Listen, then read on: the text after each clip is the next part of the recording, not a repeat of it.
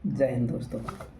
आज हम देखेंगे जो पेपर सेकंड है, ये आपके आराम से समझ में आएगा क्योंकि पॉलिटी तो आप सबने पढ़ रखा होगा। तो मैं अपनी बात करूं तो इसमें जो पिछली बार मेरा इंटरव्यू कॉल हुआ था, इस पेपर का अच्छा खासा योगदान था।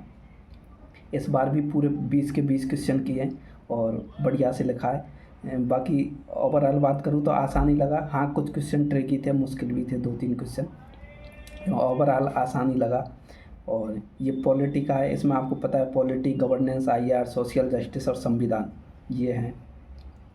तो जो पहला क्वेश्चन है, आपको इससे ना सिर्फ प्री में, मतलब ना सिर्फ मेंस में बल्कि प्री में भी इससे आपको फ़ायदा होगा। अभी उदाहरण दे के बताऊँगा कैसे होगा। पहला क्वेश्चन था एक राष्ट्र एक चुनाव। जो पहला क्वेश्चन था ना, ये मैंने पहले से ही मतलब पूरा लिख रखा था, मैंने अपना शॉर्ट नोट्स कंप्लीट था कौन कौन सी समिति, और जो मतलब 5 मिनट पहले ही देते हैं लगभग, ऐसा कोई ज़रूरी नहीं है लेकिन लगभग 5 मिनट पहले देते हैं क्वेश्चन को इंस्ट्रक्शन वगैरह पढ़ने के लिए। तो मैंने यूँ करके पहला ही क्वेश्चन पढ़ा और फिर मैंने सोचा ये तो मज़ा आ गया। फिर मैंने पहले ही दिमाग में वो बना लिया था कि इंट्रो में ये लिखूँगा, मेन बॉडी में ये और निष्कर्ष में ये। फिर जैसे ही कॉपी घंटी बजी तुरंत लिख दिया उसको। मुश्किल से 6 मिनट में पूरा क्वेश्चन लिख दिया होगा, 10 नंबर का था क्योंकि मेरे पास पहले से ही रेडी था। तो पूरा मैंने समिति वगैरह, सुप्रीम कोर्ट का जजमेंट क्या है, सरकार का स्टैंड क्या है, वो पूरा लिख रखा था। मतलब ये एक तरह से मेरे लिए पेपर आउट जैसी स्थिति थी। और ये क्यों पूछा गया, एक राष्ट्र एक चुनाव, आपको पता है ये बहुत ज़्यादा चर्चा में था। तो इसलिए अपन को ध्यान रखना है, आपको जो बहुत ज़्यादा चर्चा में है उस पर नज़र बना के रखनी है, उसको अच्छे से कर लेना है। दूसरा है, जैसे बात करूँ मैं लोक अदालत से आया था। आपको पता है लोक अदालत से प्रीलिम्स में भी कई बार क्वेश्चन पूछा जा चुका है और मेंस में भी आता है। तो आपको ध्यान रखना है, मेंस का पेपर एक बार ज़रूर देख लेना। आप प्रीलिम्स की तैयारी कर रहे हो फिर भी एक बार देख लेना, उससे कई बार क्वेश्चन रिपीट हो जाते हैं। आर्टिकल 21 है, प्रीलिम्स में भी आया 2024 में और मेंस में भी पूछा गया। तो आपको ध्यान रखना है जो चर्चा में रहते हैं। जैसे दिल्ली में चुनाव हुए थे तो जितनी भी यहाँ पर लोकल बॉडीज़ थी ना, उनको मर्ज करके एक कर दिया था।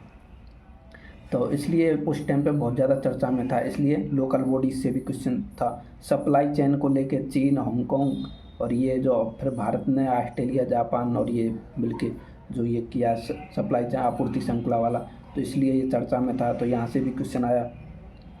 सेंट्रल एशिया से तो क्वेश्चन बनना ही था वहाँ, तो वो भी आसान था मेरे लिए करना।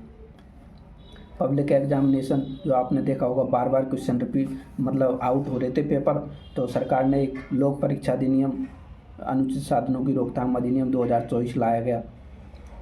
तो इससे भी क्वेश्चन था। आर्टिकल 21 अपन डिस्कस कर ही चुके हैं। संघवाद से प्रीलिम्स में भी क्वेश्चन आता है, मेंस में भी क्वेश्चन आता है। धर्मनिरपेक्षता, धर्म कितना, मतलब आप देखोगे रोज़ का चर्चा का विषय है। अब धर्मनिरपेक्ष राज्य, यहाँ से प्रीलिम्स में भी क्वेश्चन बनता है तो मेंस में भी क्वेश्चन बनता है।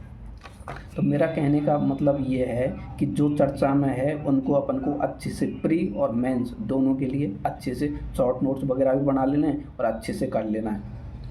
तो आप प्रीवियस ईयर क्वेश्चन देखोगे ना बार बार, तो आपको एक आइडिया लग जाएगा, हाँ भाई ये है, तो चीज़ें इतनी मुश्किल रहेंगी नहीं। फिर उसके बाद में ई गवर्नेंस, लोक स्वास्थ्य प्रणाली, आतंकवाद। आतंकवाद से क्यों क्वेश्चन है, हर बार इससे मेंस में रिपीट होता है क्वेश्चन, लगभग हर बार मेंस में इससे रिपीट होता है। पिछली बार भी आया था, इस बार भी आया। अब आतंकवाद भारत की सुरक्षा के लिए सबसे बड़ी चुनौतियों में से एक है, इसलिए आपको पता है ये आता है। नक्सलवाद हो गया ऐसे। भारत मालदीव संबंध से भी क्वेश्चन था, ये आपको पता होगा क्यों था, क्योंकि वहाँ के जो मंत्री थे उन्होंने भारत सरकार के खिलाफ बयानबाजी की, तो भारत और मालदीव संबंध खराब हुए। तो भारत सरकार ने एक डिसीजन लिया कि हम लक्षद्वीप को मालदीव की तरह एक पर्यटन के उद्देश्य से विकसित करेंगे। तो फिर मालदीव में जैसे 2023 की बात करूं तो उसमें सबसे ज़्यादा कोई पर्यटन गए थे मालदीव में, तो वो भारत से गए। तो भारत से फिर वो जाना बंद हो गए, फिर वो विवाद के बाद में आपको पता है लक्षद्वीप की यात्रा की थी भारत प्रधानमंत्री ने, तो उसको विकसित करने पर जोर दिया। तो अब लोग वहाँ लक्षद्वीप जा रहे हैं भारतीय लोग। तो अब वहाँ की इकोनॉमी मालदीव की ख़राब हुई तो वहाँ के लोगों का सरकार पर दबाव हुआ। तो अभी आपको हाल ही में पता होगा जो मालदीव के राष्ट्रपति वो भारत की यात्रा पर आए थे।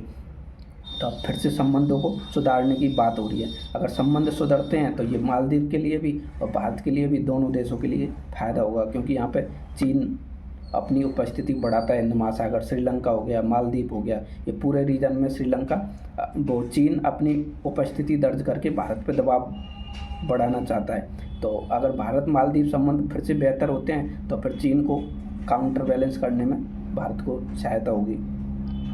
बाकी ये देख लिया अपन ने। तो लास्ट में यही बोलूँगा दोस्तों, जो इम्पोर्टेंट है न्यूज़ में उनको अच्छे से देखते चलना है। वो ना सिर्फ प्री के लिए बल्कि मेंस के लिए भी इम्पोर्टेंट होता है। बाकी स्वस्थ रहिए, खुश रहिए और पढ़ते रहिए। Thank you.